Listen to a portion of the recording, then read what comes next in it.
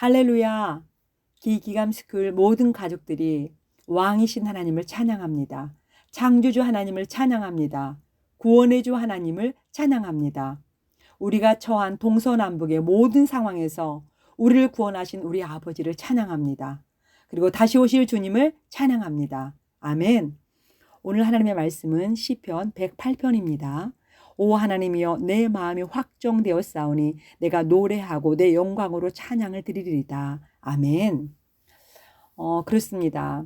시편 107편에서 우리는 동서남북의 모든 상황, 변수, 문제에서 구원을 가능하게 하시는 분은 여호와 하나님 한 분밖에 없음을 우리는 알게 되었습니다.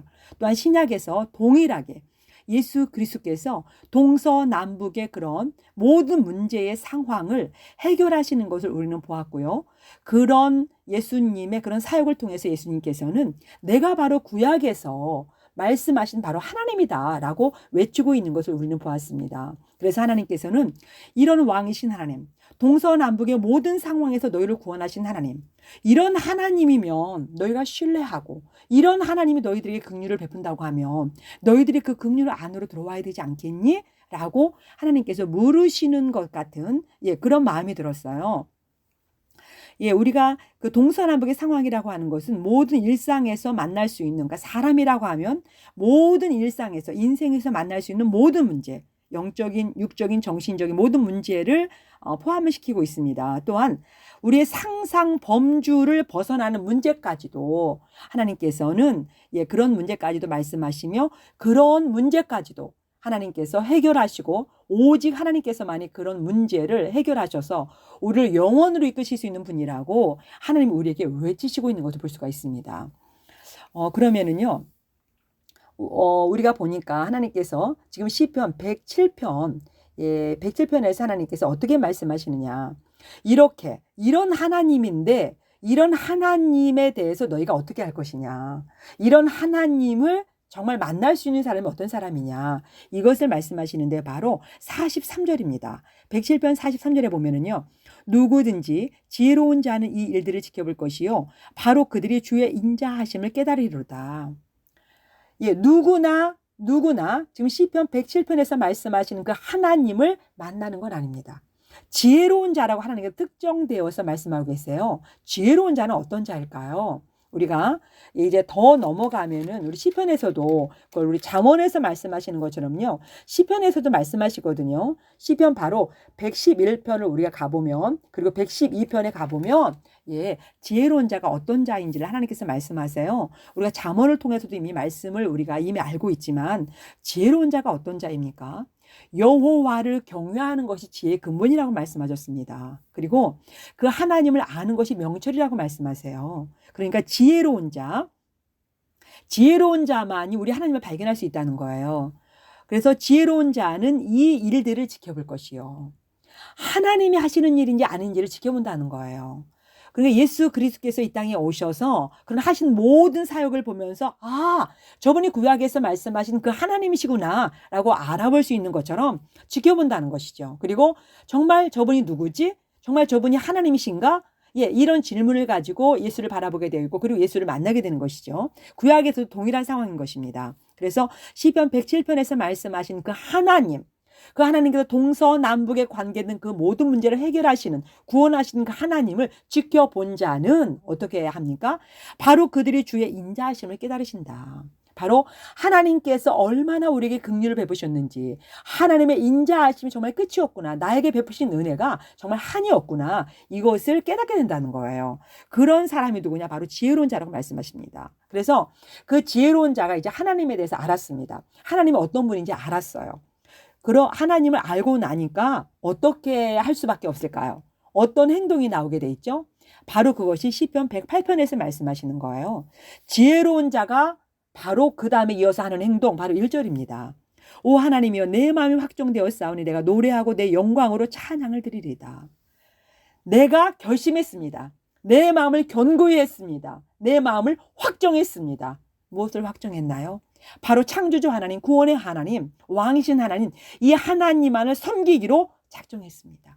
이 하나님만을 경배하기로 경외하기로 작정했습니다. 그 하나님이 말씀하신 하나님의 말씀만이 진리인 것을 알게 되었습니다. 라는 그런 고백을 하게 될 수밖에 없는 거죠. 그러면서 2절에서 비파야 하프야 깰지어다. 나 자신도 일찍 깨리로다. 새벽에 내가 일어나리로다. 개역개정에는 그렇게 되어 있죠. 오 주여 내가 백성들 가운데서 주를 찬양하고 민족들 가운데서 노래로 주를 찬양하리니 주의 긍휼은 커서 하늘들보다 높으며 주의 진리는 구름들에까지 미치나이다. 발견한 것이 지금 무엇입니까? 하나님의 긍휼이 커서 하늘들보다 높다. 그리고 주의 진리가 하나님의 말씀은 구름들에까지 미칠 정도로 정말 놀랍다. 예, 바로 이것들을 발견한 거예요. 지혜로운 자이기 때문에요. 그 다음에 5절에 보면 오 하나님이여 주께서 하늘들 위로 높여지시며 주의 영광이 온 땅 위로 높여지기 원하나이다. 그래서 영광이라고 하는 것을 하나님만 받으셔야 되겠구나. 정말 하나님만이 온 땅 위로 높여지시길 원하고 그 영광을 받기 원합니다. 라고 하는 찬양을 하나님 앞에 드리고 있는 것을 볼 수가 있습니다. 다음에 6절부터 보면은요. 이로써 주께서 사랑하시는 자가 구출되리니 주의 오른손으로 구원하시고 내 응답하소서. 하나님께서 자신의 거룩함 속에서 이르시되 내가 기뻐하리라. 내가 세겜을 나누며 숫꽃 골짜기를 측량하리라. 길르앗이 내 것이요 므낫세가 내 것이요 또한 에브라임은 내 머리의 힘이요 유다는 나의 법을 주는 자로다. 모압은 나의 씻는 그릇이라. 내가 에돔 위로 내 신을 던질 것이요 블레셋을 누르고 개가를 부리라 하셨도다. 지금 보면은 지명이 많이 나오죠. 예, 그렇습니다. 우리가 물론 알고 있는 지명들입니다. 세겜, 숫꽃, 길르앗, 므낫세, 에브라임, 모압, 에돔, 블레셋. 예, 하나님께서는 왜 이런 지명들을 지금 108편에서 등장시키고 계실까요? 예, 바로 이 지명들을 통해서 우리가 알 수 있는 것은 무엇이냐면요. 이 지명을 다 합치잖아요. 그러면 바로 하나님께서 이스라엘에게 약속하신 약속의 땅인 것을 알 수가 있습니다. 하나님께서 약속하신 땅들이에요. 바로 이것이요. 그런데 이 땅이 지금 누구의 소유로 되어 있습니까? 예, 이방의 소유로 되어 있습니다. 그래서 지금 시편 기자가 이 땅을 다시 우리에게 돌려주시면 우리 하나님을 찬양하겠습니다. 라고 예, 우리 시편 4권에서 고백을 했잖아요. 예, 그렇습니다. 지금 시편 108편을 우리가 보니까요. 어떤 내용들이 여러분 지금 시편 108편 1절에서 13절을 보면은 여러분이 지금 이제 우리가 성경을 이제 계속 1권에서부터 시편 1권에서부터 이렇게 하나하나 봐왔잖아요. 그러니까 시편 108편을 보면은 우리가 이런 생각이 들어야 돼요. 이상하다. 이 말씀 어디서 본 것 같은데? 이 말씀이 어디서 있었던 것 같은데? 예, 이런 것을 여러분이 발견하셔야 된다는 거죠. 어디인가요? 예.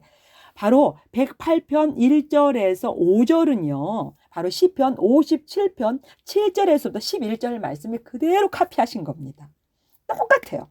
여러분 시편 57편 보세요. 그러면요. 똑같습니다. 또한 108편 6절부터 13절 말씀은요. 시편 60편 5절에서부터 12절 말씀과 동일합니다. 여러분. 네. 그대로 복사해서 카피해서 붙이신 거예요. 창조의 하나님. 그 창조의 하나님께서 왜 시편 57편과 60편을 짜집게 하셔가지고 시편 108편을 만드셨을까요? 새로운 능력이 없으셔서 하나님 그렇게 하셨을까요? 그건 아니겠죠. 왜 하나님께서 굳이 시편 57편과 시편 60편을 다시 108편에서 언급하고 계신 걸까요?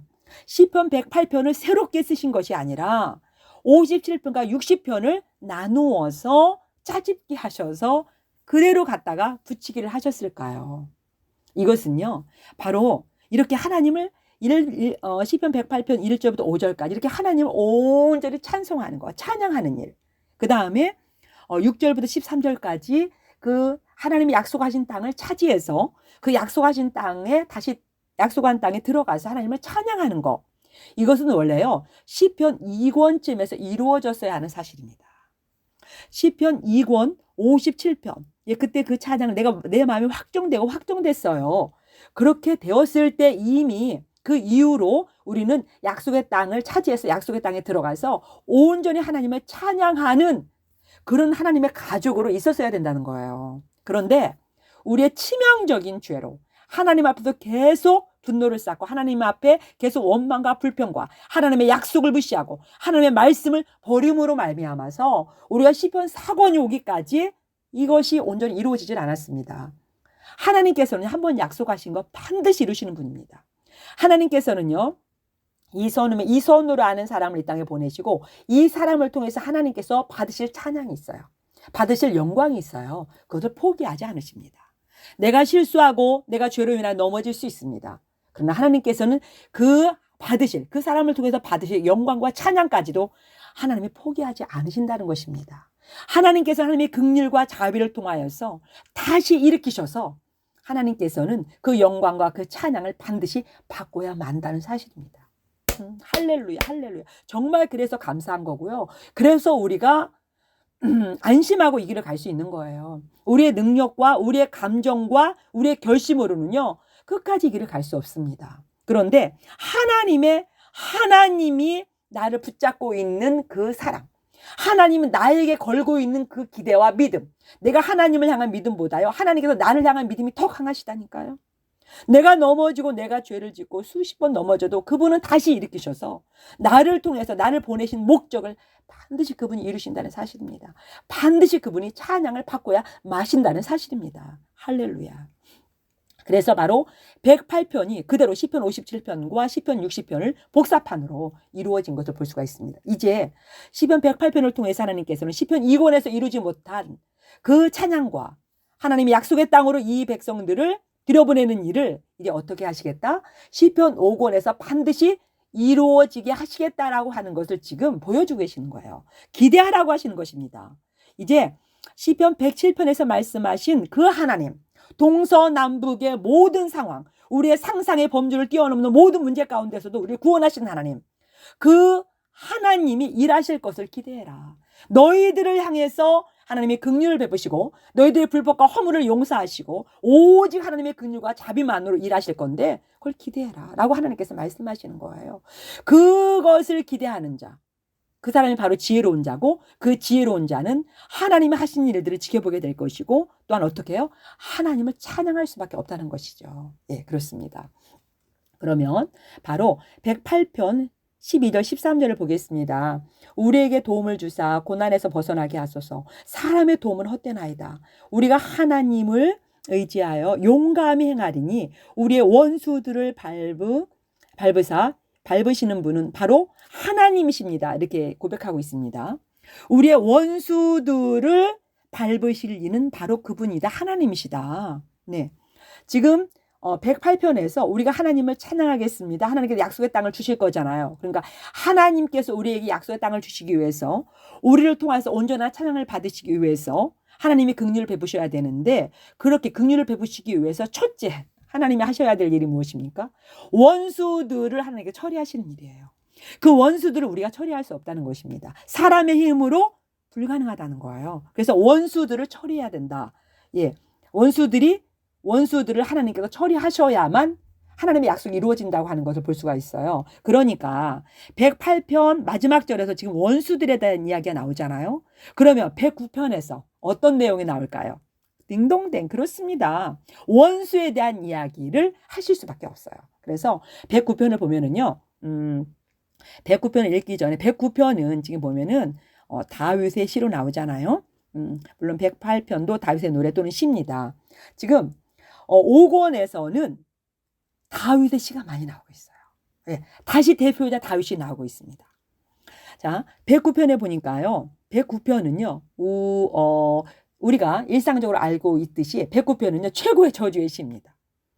원수를 향한 최고의 저주의 시입니다. 원수에게 직접적으로 말할 수는 없지만 하나님 앞에서 내뱉을 수 있는 원수를 향한 최고의 저주의 시예요. 자, 한번 보도록 하겠습니다. 오, 내 찬양이 되신 하나님이여 잠잠하지 마옵소서. 사악한 자 입과 속이는 자 입이 열려서 나를 치며 그들이 거짓말하는 혀로 나를 비방하고. 예, 원수가 어떤 사람들이 원수인지 지금 나오고 있죠. 사악한 자 입, 속이는 자 입이 열려서 나를 친다. 그들이 거짓말하는 혀로 나를 비방한다. 예. 또 미워하는 말로 나를 에워싸며 까닭없이 나를 대적하여 싸웠나이다. 나의 사랑으로 인하여 그들이 내 대적이 되었사오나 나는 스스로 기도할 뿐이니다. 오히려 사랑 때문에 대적이 됐다는 거예요. 그들을 사랑했는데 그것이 오히려 그들은 나를 대적하게 되었다. 네. 예수님도 마찬가지죠. 예수님께서 이스라엘 백성을 사랑하셨죠. 우리를 사랑하셨죠. 그런데 그들에게 원수가 됐어요. 그들의 대적이 됐어요. 그래서 그들이 예수님을 십자가에 죽이잖아요. 똑같은 상황이죠. 예, 5절에 그들이 내게 선을 악으로 갚으며 증오로 나의 사랑을 갚았사오니 주께서 사악한 자를 그 위에 세우시며 사탄이 그의 오른쪽에 서게 하옵소서. 네, 그들 사악한 자들, 이 원수들 오른쪽에 누가 서게 해달라? 사탄이 서게 해달라는 거예요. 이걸 꼭 기억하시기 바랍니다. 5절을요. 6절을요. 7절에 그가 심판받을 때 정죄받게 하시고 그의 기도가 죄가 되게 하시며 그의 날들을 적게 하시고 그의 직무를 타인이 취하게 하시며 그의 자녀들은 아버지 없는 자가 되고 그의 아내는 과부가 되며 그의 자녀들은 계속해서 방랑하는 자가 되어 구걸하고 또 자기들의 황폐한 곳을 떠나 자기들의 빵을 구하게 하소서. 강제로 빼앗는 자가 그의 모든 소유를 취하게 하시고 낯선 자들이 그가 수고한 곳을 노력하게 하시며 그에게 긍휼을 베풀 자가 없게 하시고 아버지가 없는 그의 자녀들에게 호의를 베풀 자도 없게 하시며 그의 후손이 끊어지게 하시고 다음 세대에 그들의 이름이 지워지게 하소서. 어마어마한 예, 그런 저주입니다. 정말 상상할 수 없는 저주를 지금 이제 다윗이 기도하고 있는 거야. 하나님 앞에서입니다. 하나님 앞에서요. 주께서는 그의 조상들의 불법을 기억하시며 그의 어머니의 죄를 지우지 마시고 그것들이 계속해서 주 앞에 있게 하다 친히 그들에 대한 기억을 땅에서 끊으소서. 예, 정말 무시무시한 거죠. 그렇습니다. 그가 저주하는 것을 사랑하셨은지 그것이 그에게 임하게 하시고 그가 축복하는 것을 기뻐하지 아니하셨은지 그것이 그를 멀리 떠나게 하소서. 그가 저주하기를 옷 입듯 하였은지 그것이 물같이 그 내장 속으로 들어가며 기름같이 그의 뼛속으로 들어가게 하소서. 네, 저주가 그가 내뱉은 저주가 그의 내장과 뼛속으로 들어가게 하는 거예요. 이렇게 실제적인 이렇게 구체적인 저주를 여러분 보셨습니까? 네. 19절 그것이 그에게는 그를 덮는 옷 같고 계속해서 그가 뛰는 띠 같게 하소서. 저주로 옷을 입게 해달라는 거예요. 저주가 그의 뱃속으로 들어가고 그의 내장 속으로 들어가게 해달라는 거죠. 20절 이것이 내 대적들과 내 혼을 비방하는 자들이 주께 받는 보응이 되게 하소서. 그러나 오 하나님 곧 주여 주께서 주의 이름을 위하여 나를 위해 행하소서. 주의 긍휼이 선하시오니 주께서 나를 건지소서. 나를 위해서 그러니까 나의 원수들이 하나님의 원수가 되게 해주세요. 나는 갚을 수가 없습니다. 하나님이 그 원수를 갚아주십시오 라고 하는 것을 볼 수가 있습니다. 26절에서도 오주 나의 하나님이여 나를 도우소서. 오 주의 긍휼에 따라 나를 구원하소서. 하나님의 긍휼로 나를 구원해 주십시오. 하나님의 긍휼을 계속해서 하나님 앞에 간구하는 것을 볼 수가 있습니다. 29절에요. 내 대적들이 수치로 옴닉게 하시며 겉옷으로 자기를 가리듯 자기의 당황함으로 자기를 가리게 하소서. 내가 내 입으로 주를 크게 찬양하며 참으로 무리 가운데서 그분을 찬양하리니 하나님께서 가난한 자의 오른쪽에 서사 그의 혼을 정죄하는 자들에게서 그를 구원하시리로다. 아멘. 네, 보십시오. 아까 제가 말씀드렸죠. 6절을 기억하라고요. 이 원수들, 나를 대적했던 자들, 그 사악한 자들은 그 오른쪽에 그의 오른쪽에 누가 있습니까? 사탄이 있습니다. 그런데 지금 31절에 보면 가난한 자, 즉 고난당하는 자, 하나님의 백성들, 그의 오른쪽에는 누가 계십니까? 하나님이 계세요. 왕이신 하나님, 창조주 하나님, 구원의 하나님, 동서남북의 모든 상황에서 능력을 베푸시는 그 하나님, 구원을 베푸시는 그 하나님이 오른쪽에 계시다는 거예요. 예, 이렇게 하나님께서 극명하게 바로 하나님께서 대조적으로 시편 109편에서 설명하시는 것을 볼 수가 있습니다. 그러면 지금 고난당하는 자 하나님 백성들 오른쪽에 하나님께서 서신다고 말씀하셨잖아요. 그러면 이 하나님의 오른쪽, 우리의 오른쪽에 계신 그 하나님, 그럼 그 오른편에 서 있는 자들은 누구인가? 그들은 어떤 사람이 되어야 되는가? 라고 하는 것을 바로 또 110편에서 말씀하고 계십니다. 그러니까 시편이라고 하는 것이 하나하나 한 편 한 편이 그대로 떨어져 있는 것이 아니고요. 저희가 1권부터 4권까지 살펴보았지만 하나하나 그 메시지가 이어지고 있는 것을 볼 수가 있습니다. 110편을 보면은요. 주께서 내 주께 말씀하시기를 내가 내 원수들 내 발받침으로 삼을 때까지 너는 내 오른편에 앉아 있으라 하였도다. 내 오른편에 앉아 있으라. 물론 1차적으로 110편은 예수 그리스도를 말씀하십니다.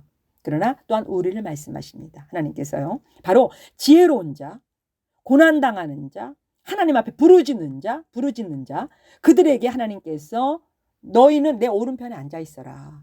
그게 무슨 말씀이세요? 너희는 내 오른편에 앉아 있어. 우리는 기도하는 거야. 너희는 앉아서 기도해. 그러면요. 하나님께서 일어서서 어떻게 하시겠다? 원수들과 싸우시겠다는 겁니다.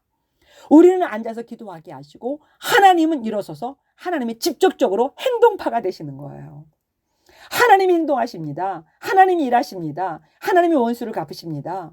행동하신 하나님, 행동파이신 하나님. 네, 우리는 앉아 있어라.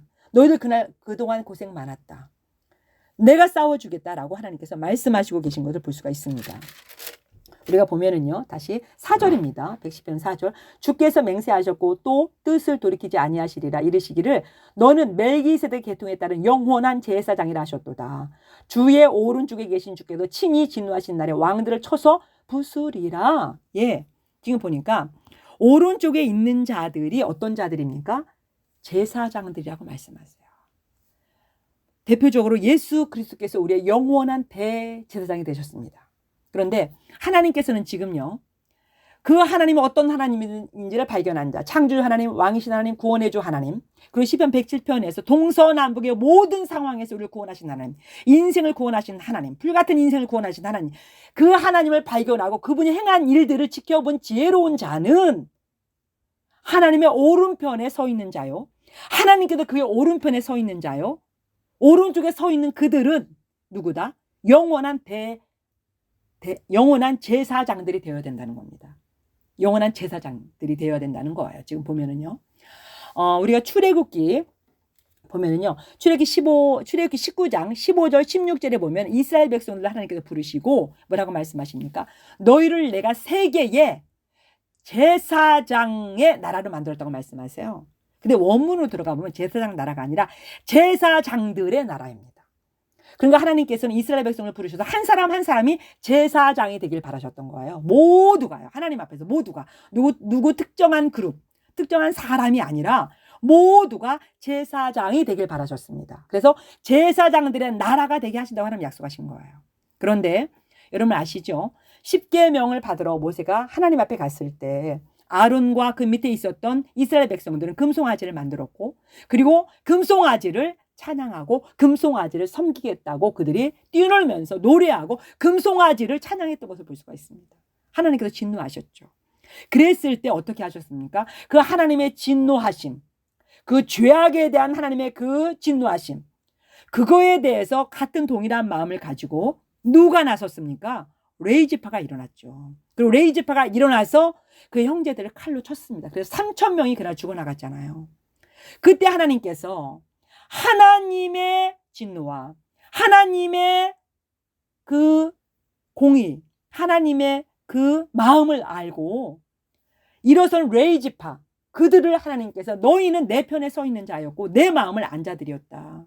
그리고 너희는 정말 나를 위해서 너희 형제들과 부모들까지도 그렇게 너희들이 죽음에 내줬구나 라고 하셔서 그 레위지파를 제사장으로 하나님께서 삼는 것을 볼 수가 있습니다. 모두가 제사장이 되어야 되는데 그때 출애굽기 32장을 통해서 레위지파가 하나님 앞에 대표적으로 쓰임받는 제사장 그룹이 된 것이죠. 그러나 이제 시편 이 정도 와서, 그리고 신약에서 물론 베드로전서 2장 9절에 보면 우리를 왕같은 제사장이라고 부르십니다. 왕같은 제사장. 우리 한 사람 한 사람이 이제는 하나님의 오른편에 서 있는 자요, 하나님이 우리 오른편에 계십니다. 그래서 우리는 지혜로운 자요, 지혜로운 자는 어떤 사람이 되어야 된다? 제사장이 되어야 된다는 거. 제사장. 그럼 제사장은 어떤 사람이냐? 레이지파가 한 것처럼 하나님만 바라보며 가는 거예요. 하나님의 말씀만 보고 가는 거예요. 그것의 대표적인 분이 누구십니까? 예수님이십니다. 우리의 영원한 대제사장이신 예수님은 어떻게 사셨습니까? 오직 하나님의 말씀 앞에서 예면 예고 아니오면 아니오로 사셨습니다. 그래서 하나님의 말씀이 아닌 것에 대해서는 절대로 뒤도 돌아보지 아니하셨고 거절하셨습니다. 오직 그의 일생을 하나님의 말씀대로 살다 가셨어요. 하나님의 언약대로, 약속대로 살다 가셨습니다. 심지어는 자기의 몸을 십자가에 찢어서 죽이면서까지 하나님의 약속과 하나님의 말씀을 성취하고 예수님 가셨습니다.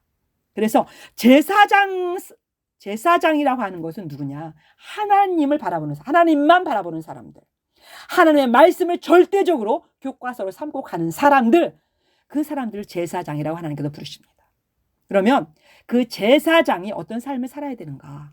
그것은 그 다음 바로 111편과 112편에서 자세하게 말씀하고 계세요. 예, 그 다음 강의를 여러분 기대하시기 바랍니다.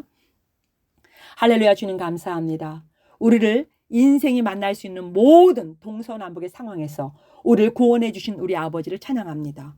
그리고 우리를 그냥 한 사람으로 부르신 것이 아니라 제사장들로 부르셔서 제사장의 사역을 감당하도록 이 마지막 때 세우셨사오니 주여 감사합니다. 이제 하나님의 긍휼의 관을 입은 자가 되었사오니 하나님이 어떤 분인지를 발견하고 알았사오니 우리의 마음을 확정하고 확정하여서 하나님 앞에서 내 원수들을 멸하신 하나님 앞에서 이제는 좀 제사장으로 살아갈 수 있도록 주여 우리 기암스쿨 모든 가족들과 우리 자손들을 사용하여 주시옵소서.